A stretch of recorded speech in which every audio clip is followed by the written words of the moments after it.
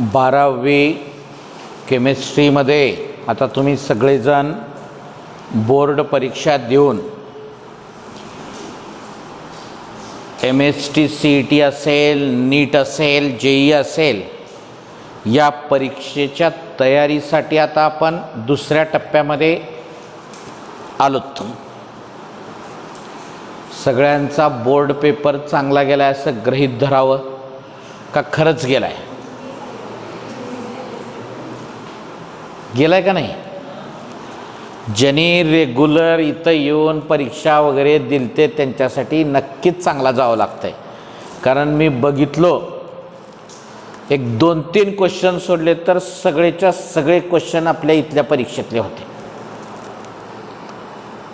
तुम्ही सिरियस घेत नाहीत मला माहीत होतं, पण ज्यानं सिरियस घेतले त्याचा अख्खा आउट ऑफ पेपर गेला असेल असं बऱ्याच जणांचे मला फोन आले. ऑफलाईन असेल, ऑनलाईनमध्ये सुद्धा बऱ्याच जणांनी मला सांगितले की सर आपण तुम्ही दिलेल्या नोट्स ज्या होत्या किंवा तुम्ही दिलेले जे काही होते त्याच्यातलेच क्वेश्चन होते 1 मार्कासहित 2 मार्क 3 मार्क जेवढे काही मार्काचे होते ते सगळे आपल्या रेग्युलर नोट्स आणि ह्याच्यातले होते.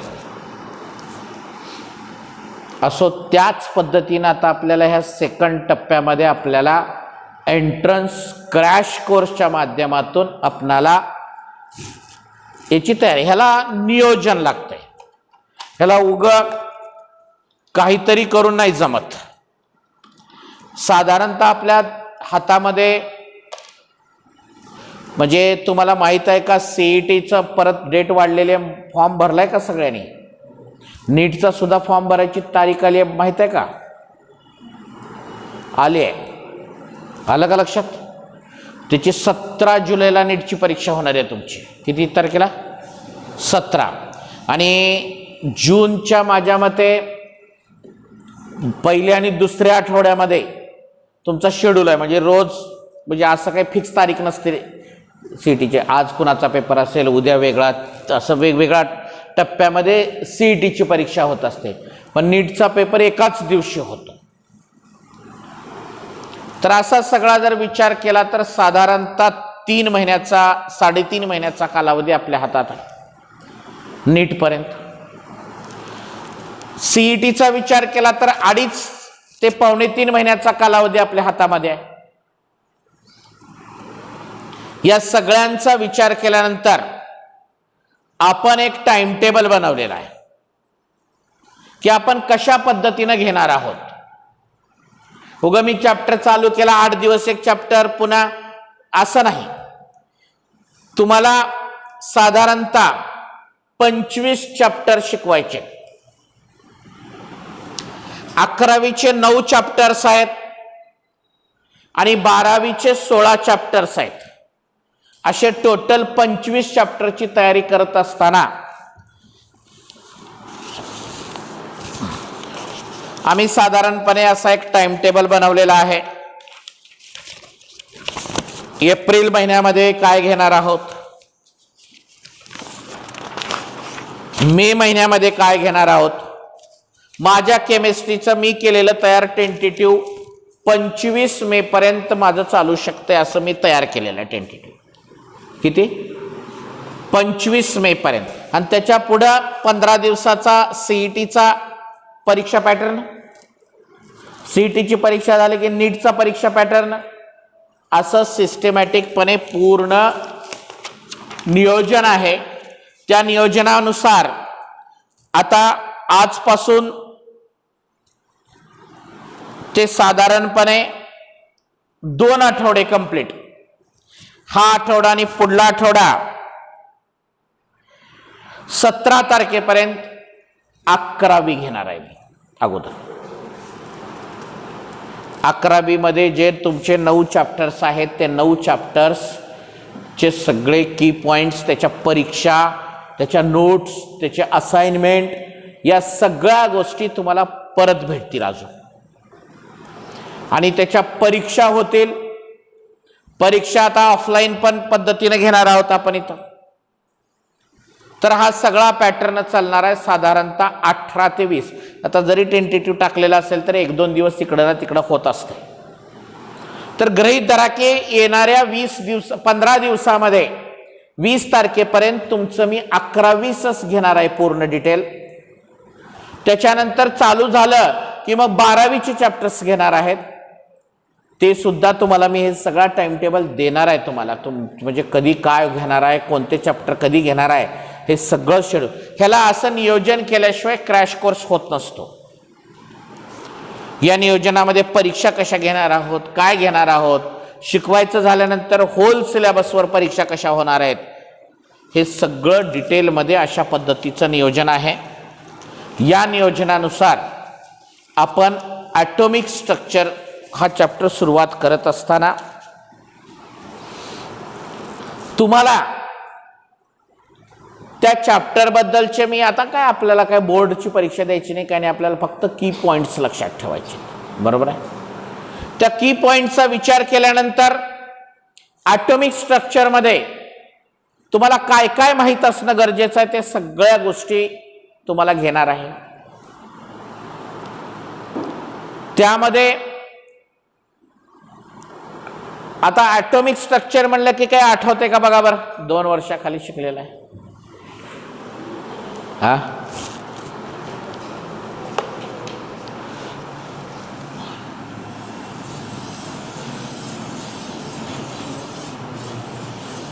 न्यूक्लियस असतो ॲटमचं स्ट्रक्चर बघताना. बरोबर आहे. त्याच्यामध्ये प्रोटॉन्स आणि न्यूट्रॉन्स असतात. त्याच्या कडेनं आउटर मोस्ट ऑर्बिट असतात. त्या आउटर मोस्ट ऑर्बिट मध्ये इलेक्ट्रॉन्स हे nucleus revolving around the nucleus म्हणतो आपण. बरोबर आहे. प्रोटॉन हे पॉझिटिव्हली चार्जड असतात, इलेक्ट्रॉन हे निगेटिव्हली चार्जड असतात, न्यूट्रॉन हे चार्जलेस असतात. या प्रोटॉन, न्यूट्रॉन आणि इलेक्ट्रॉनला कलेक्टिव्हली फंडामेंटल पार्टिकल्स म्हणतात. का म्हणतात त्याला? मूलभूत कण आहेत. Fundamental particles of atom. आणि जे न्यूक्लियस मध्ये राहतात प्रोटॉन आणि न्यूट्रॉन, त्यांना आपण न्यूक्लियॉन्स म्हणतो. बरोबर आहे.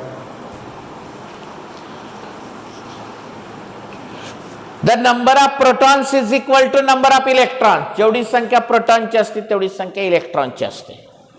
बरोबर आहे. एखादा सोडियम 1123 दिलेला असतंय, त्यावेळेस तुम्हाला ह्याच्याबद्दल प्रॉब्लेम सुद्धा घेतलेले आहेत आपण. बघा, तुम्हाला आठवतंय का? हा खालचा अंक काय दर्शवतो? Atomic number. वरला अंक काय दर्शवतो? Atomic mass. जेवढा ॲटॉमिक नंबर असतो तेवढा नंबर ऑफ प्रोटॉन्स असतात. किती?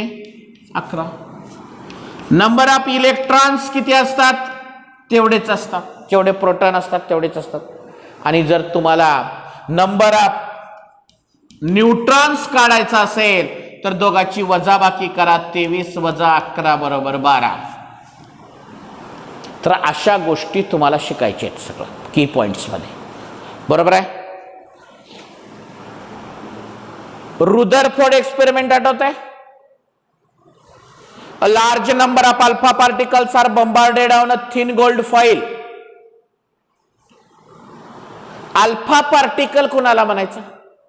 आठवते का बघा ते वाक्य? Alpha particle is the nucleus of helium containing 2 protons and 2 neutrons. त्याच्यावर एक प्रश्न विचारलेला आहे. त्या प्रश्नाचं उत्तर काय सांगाल बघा तुम्ही? Alpha particle represent as a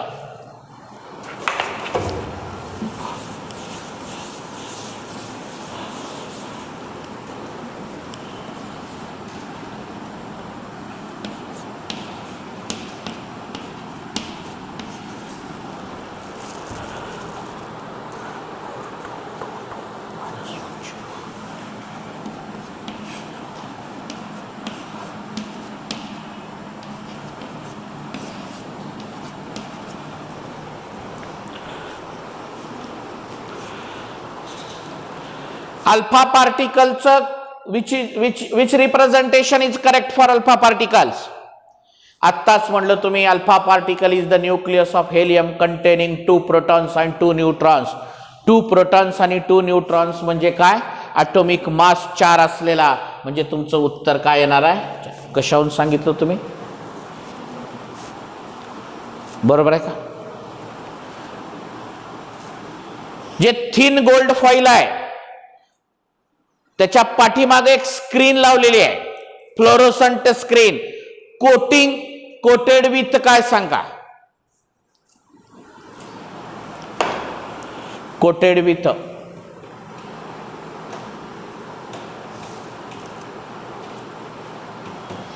zinc sulphide.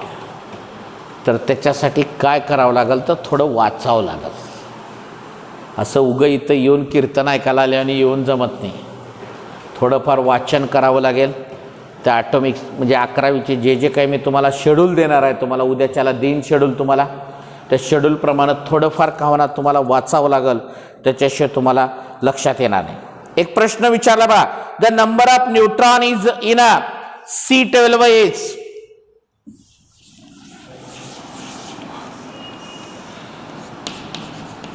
The number of neutron in C12 is. पर्याय जाऊ द्या, काही देणं घेणं नाही. C12 आहे म्हणजे याचा ॲटॉमिक नंबर का दिला नाही म्हणजे तुम्हाला पाठ आहे 6. मग आता मला सांगा ॲटॉमिक नंबर किती? 6. ॲटॉमिक मास नंबर किती? 12. नंबर ऑफ प्रोटॉन्स किती? 6. नंबर ऑफ इलेक्ट्रॉन किती? 6. आणि नंबर ऑफ न्यूट्रॉन 6 काढलो म्हणजे कसं काढलो? दोघाची वजाबाकी करून काढलो. 12 मधून 6 गेले 6.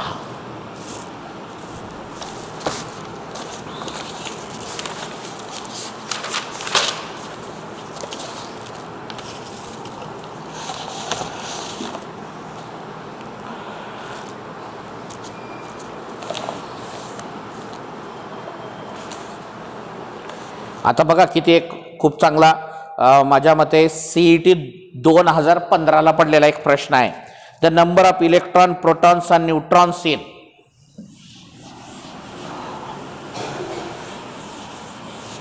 खूप चांगला प्रश्न आहे बघा.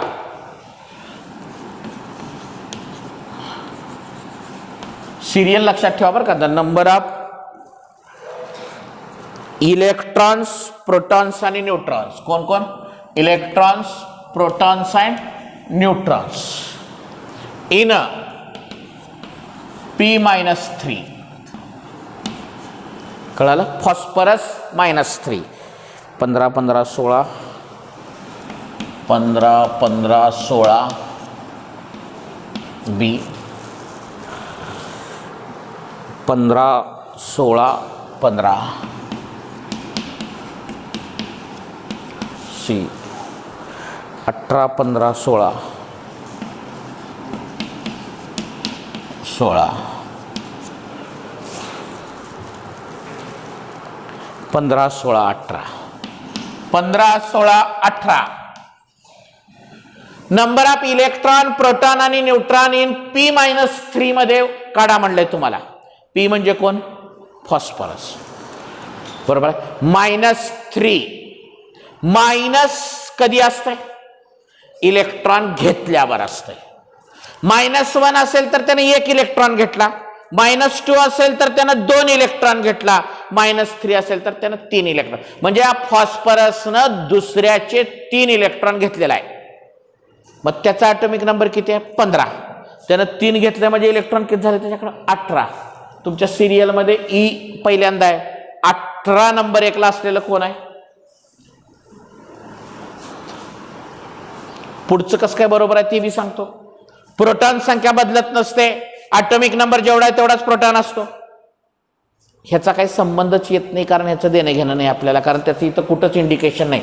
न्यूट्रॉनच्या संख्येचा इथं संदर्भ लागत नाही असं मी म्हणलो. मग तुमचं खरं उत्तर ह्या पहिल्याच अंकावर येणार आहे 18 वरून. का बरं सांगा बरं? कारण फॉस्फरस ॲटॉमिक नंबर 15 आहे म्हणजे त्याच्याकडे इलेक्ट्रॉन 15 आहेत. डोक्यावर मायनस आहे म्हणजे त्याने इलेक्ट्रॉन घेऊन आलाय. -1 असेल तर 1 घेणार आहे, -2 असेल तर 2 घेणार आहे, -3 असेल तर 3 घेणार आहे. मग 3 घेतलाय म्हणजे 18 झालं. 18चे जर 2 पर्याय राहत होते तर पुढलं बघायचं सुद्धा नाही, वेळ घालवायचं सुद्धा नाही. याला उत्तर टिक करून मोकळं व्हायचं. लिहून घ्या कंटिन्यू मध्ये.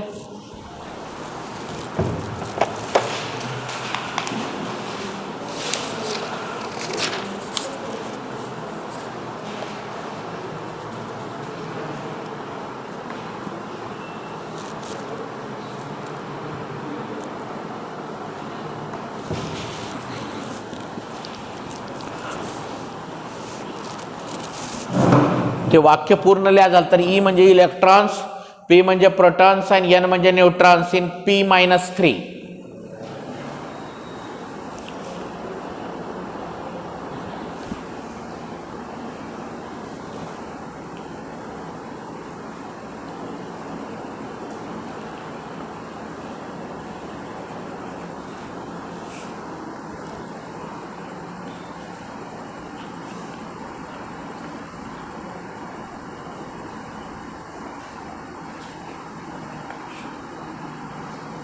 आलं लक्षात?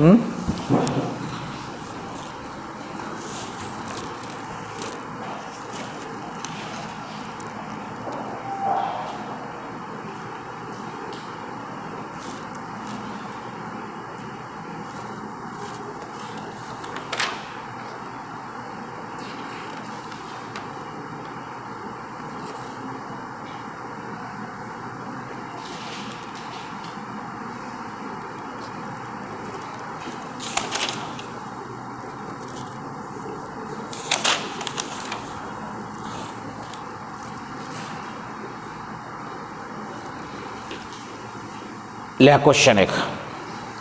Which of the following is an isoelectronic pair?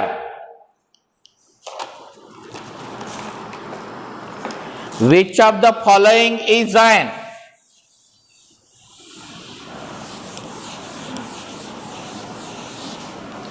isoelectronic pair?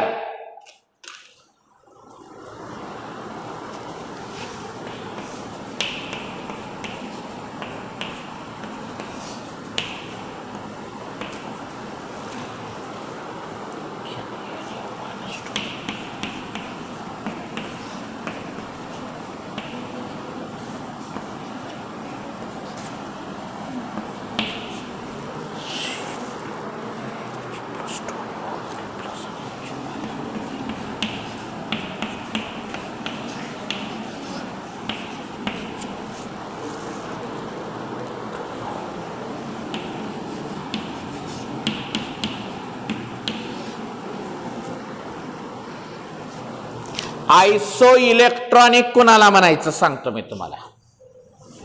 ज्यांच्याकडे इलेक्ट्रॉनची संख्या सेम असते त्यांना आपण आयसो इलेक्ट्रॉनिक स्पेसिस म्हणतो. आता मी कसं कॅल्क्युलेशन करलो बघा, तुम्हाला बी लक्षात येते का बघा. सोडियमचा ॲटॉमिक नंबर किती? 11. प्लस आहे म्हणजे दिलेलं राहते, काहीच नाही म्हणजे 1 प्लस आहे, 1 दिलंय. सोडियमचा ॲटॉमिक नंबर आहे 10, याचा 9, 10, 10, 10, 12, 10, 8 असं मी कसं लिहिलो बघा बरं, तुम्हाला बी कळते का सांगा बरं. ह्या प्रत्येकाचे इलेक्ट्रॉनची संख्या लिहिलो मी. मला सांगा Na प्लस 10 का बरं लिहिलो? ॲटॉमिक नंबर 11 आहे, प्लस आहे म्हणजे 1 दिलंय म्हणून 10. Fला मी 9 का बरं लिहिलो? मायनस बी नाही प्लस बी नाही, जे ॲटॉमिक नंबर आहे तेच त्याचे इलेक्ट्रॉन असतात 9. Neला 10 का बरं लिहिला? ॲटॉमिक नंबर 10 आहे. O-2 ला मी 10 का बरं लिहिला सांगा? ॲटॉमिक नंबर तर 8 आहे, 8च इलेक्ट्रॉन राहतात त्याच्याकडे, पण मी 10 लिहिला का बरं सांगा बरं? त्याच्या डोक्यावर -2 आहे म्हणजे त्यानं 2 इलेक्ट्रॉन घेतलाय म्हणून हे 10. तुमचं उत्तर हे का बरं येते सांगा बरं? निऑनकडे बी 10 इलेक्ट्रॉन आहे त्याच्या, ह्याच्या मी 10 का बरं लिहिलो? आत्ता सारखंच 11 आहे पण 1 दिलाय म्हणून 10. Mg ला 12 आहे, त्याच्या डोक्यावर काहीच नाही, as it is original. Mg plus, इथं Mg ला 12 लिहिला आणि इथं Mg+2 ला 10 का बरं लिहिला? कारण Mg+2 म्हणजे 2 इलेक्ट्रॉन दिलाय त्यानं, म्हणजे त्याचे कमी झाले 10 झाले आणि ऑक्सिजन 8. कुणाची संख्या सेम आहे, बीची सेम आहे. अशा सगळ्या गोष्टी तुम्हाला आल्या पाहिजेत. ह्या सगळ्या गोष्टी आलं का लक्षात घ्या. लिहून घ्या. पर्याय लिहिलाव का बघा.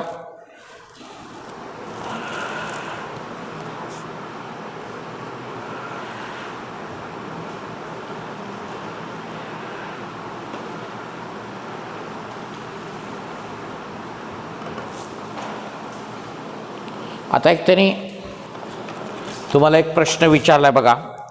लिहा प्रश्न मी सांगतो. What is the total number of electrons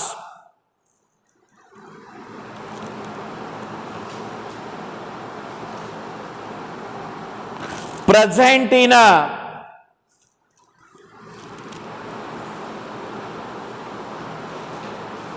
p orbital of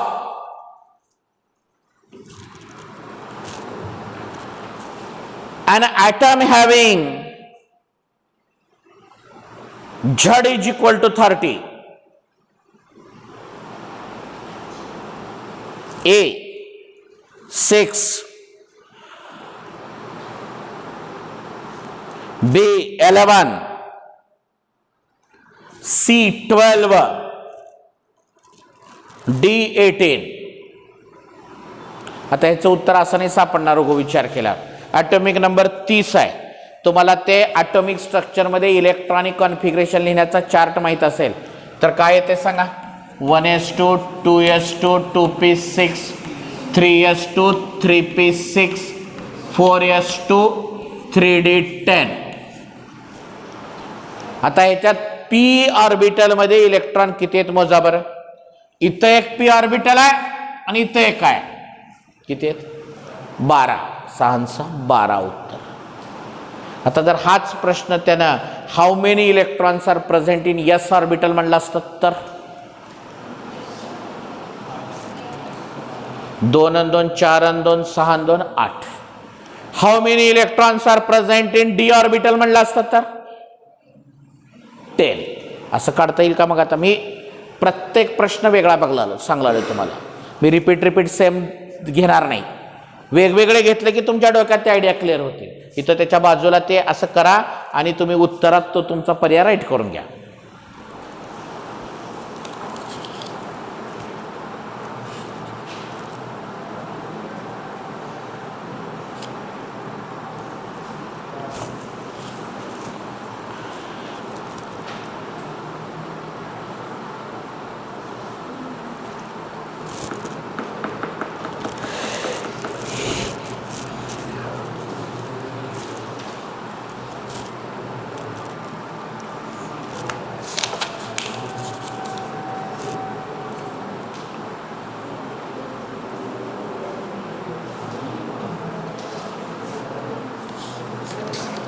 झालं. लिहा एक प्रश्न. Which of the following is incorrect by Hund's rule. By Hund's rule.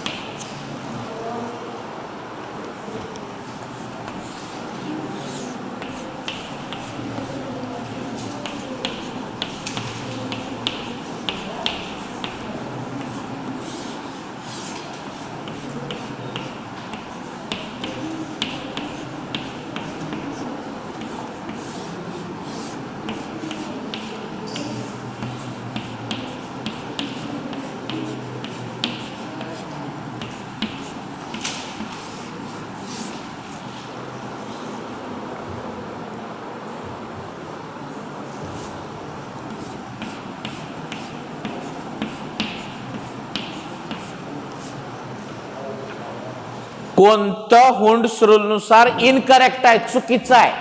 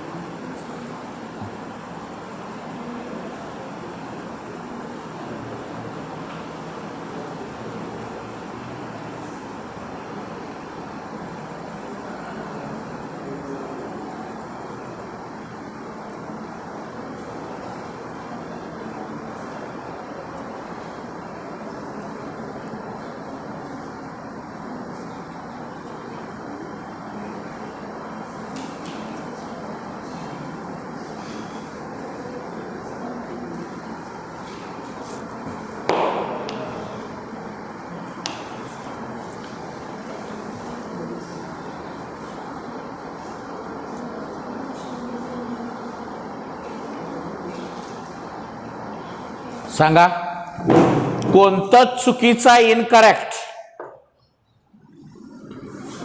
का बरं? नियम काय? Hund's rule. अगोदर बॉक्समध्ये एक एक एक एक एक एक इलेक्ट्रॉन भरले जातात आणि मग पेरिंग पहिल्यापासून चालू होते. हे करेक्ट आहेत, 5 आहेत, सिंगलच आहेत. हे करेक्ट आहे, 6 आहेत, पहिले एक एक एक एक भरलो, 6वा पहिल्यात आला. 3 आहेत, पहिले एक एकच. इथं एक एक एक, इथं सरळ पाहिजे होता पण उलट आहे म्हणून हे रॉंग आहे. आलं का लक्षात?